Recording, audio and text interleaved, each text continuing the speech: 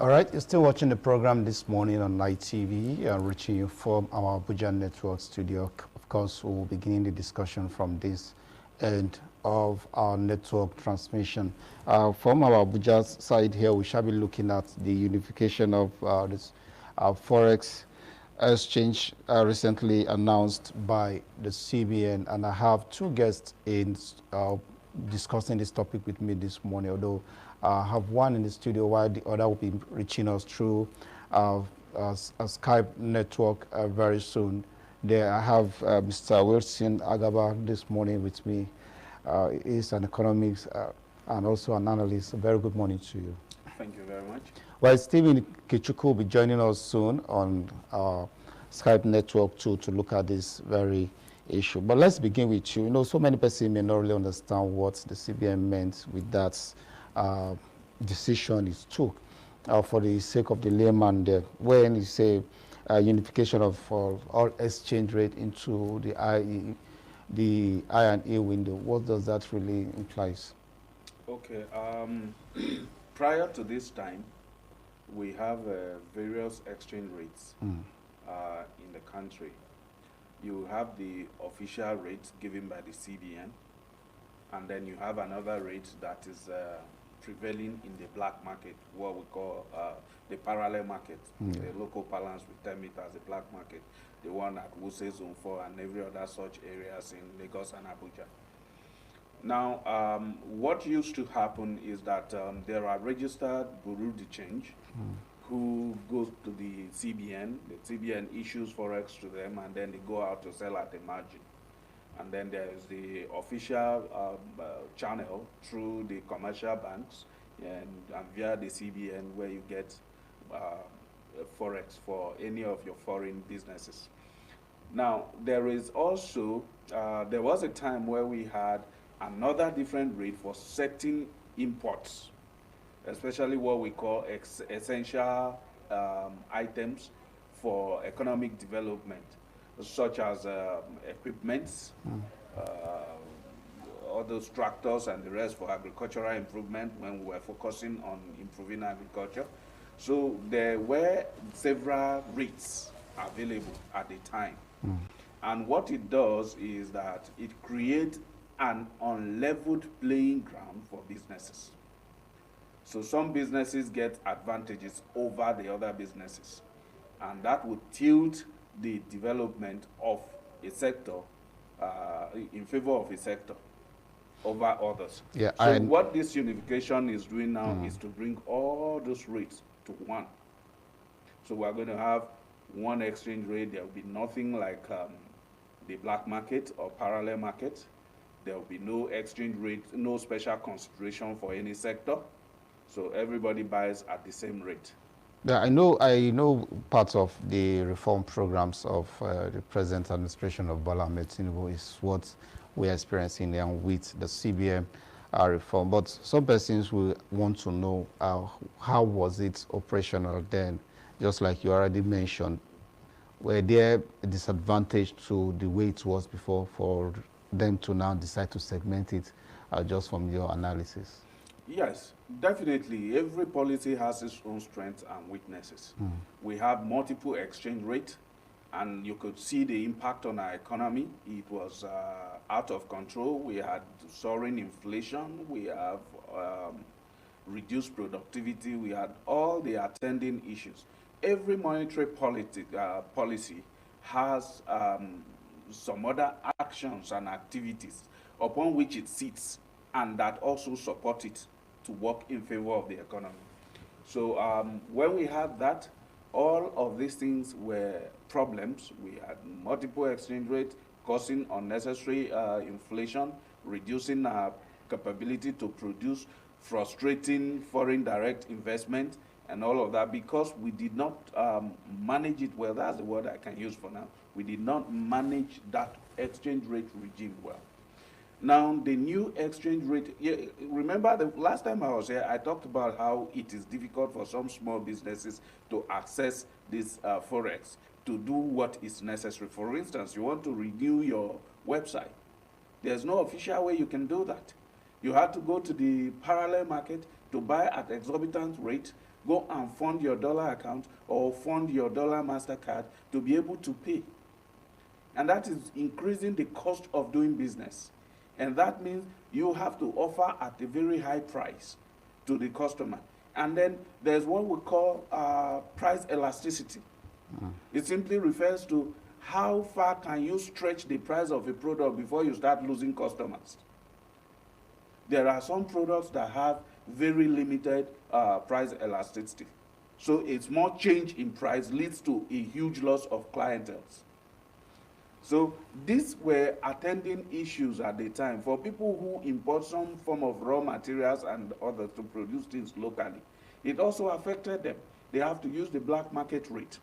And then price of goods were going up. It probably didn't support our economy because we are a high importing country. We don't produce much.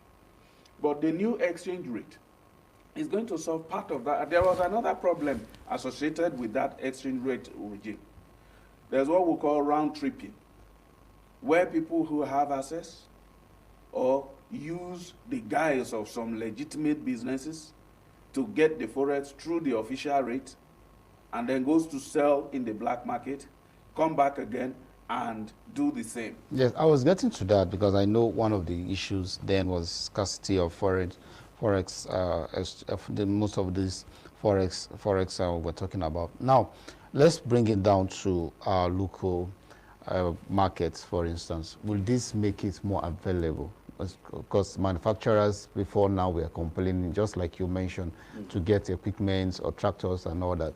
Now that this policy has been implemented, what effect does it have on our manufacturing industry? Because I saw that there are one segment of the economy that really praise this new segmentation. Now, this new regime also will have its strengths and downsides. The strength is that round tripping will be removed and there will be no incentive for hoarding forex, because in the previous regime people hoard forex, try to trigger one or two things so that the exchange rate will jump and then they sell, you know. So people were hoarding forex in their houses, leading to scarcity. With this unification, you don't have any incentive to hoard because you don't know when the price is going to drop, when the rate is going to drop, or when it's going to go up. You cannot speculate anymore. So that will lead to more supply to the market. On the other side too, you can see that even as of yesterday, there was a news out there that the CBN has even removed the limit for withdrawal. These are the byproduct of the new exchange rate unification. Because once this exchange rate is unified, you now have enough USD or foreign currency in the market, and anybody can take any amount they want. And what that means is that businesses can now feel free to put more money in their account, as they will have unfettered access to their accounts. So this is going to improve business for them. On the other side, you will see a temporary, and if not properly managed, a continuous depreciation in the naira. As you can see, from the very first day it was announced, we saw a jump price from the official 460 to about 755. Now, if the proper fiscal and policies are not put in place to support it, it's going to continue to free fall. What would that mean for us and the economy? Number one, is going to cause increase in price of goods whose component comes from other country, because you now have to raise more nairas to pay for less forex. Then it will, of course, harden life for us, because the cost of living will go up, because all cost of production goes into the price. In fact, it's the first thing you consider before any other form of pricing strategy. For every pricing strategy, your cost of production is at the basis. So where will the naira be now? What will be the strength of the naira now over the dollar with this policy? The only thing that can give, because there are some positive side of it. Positive side is that foreign investor can now properly predict the direction of the naira, which means it's an incentive for them to invest in the country. Now, if the value of naira also reduces, it means a little amount of USD or any other hard currency from abroad will do a lot here in Nigeria, especially if all the components they need to do their business is locally available. Okay, so this will help us in creating more jobs, in boosting the economic activities, and maybe eventually begin to improve the value of the naira against foreign currency. Okay, but then on another side, it has a challenge for Nigeria in terms of foreign debts. All the foreign debts that we have, which was pegged at 461, for instance, will now be pegged at any floating rate. Suppose that we are doing for this month, and we are at 755, for instance, from 465. It means we have to raise more naira to pay for less amount. So it's going to affect our debt services. So that is where I mentioned the issue of fiscal and monetary policies that can support this. All right, we have Steve Wachukwu, who is joining us online also. Very good morning to you, Steve, if you can hear me.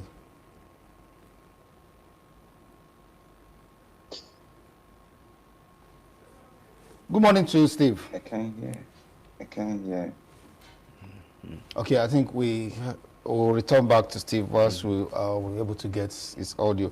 Well, before we go, because I've just been informed that we have a few minutes to wrap up this section. Now, how do we begin to ensure that this policy is sustained? Because we know with time, when you bring up things like this, you tend to have divisive reactions, just like what we are getting now. Some persons are already praising it, while others are saying it's not the right side, looking at the whole scenario in the CBN and all that. But how do we begin to ensure that we sustain policies like this? Well, one thing that is required is sincerity of purpose on the side of the government. The government needs to be sincere with what they are doing. One thing I noticed with most of our previous government, they do something, they get the applause, and then that is where it is. But every government policies need some other supporting policies or activities to let it stay. So we need to begin to examine our monetary policies and fiscal policies. Monetary policies have to do with exchange rate, interest rate, and all of those ones, and then the fiscal policy have to do with government spending, taxes, and all of that. Okay, okay, Steve Wachukwu, can you hear me now? I can hear you loud and clear. Honestly, I can't hear you guys from the studio. All right, we may have to get you back some other time. Well, thank you so much, Mr. Wilson Agaba, for sharing your thoughts with us this morning. Thank you very much. All right, this is where we draw the curtain for this very first discussion of the program. We'll take a quick break, and when we return, the program this morning on ITV continues.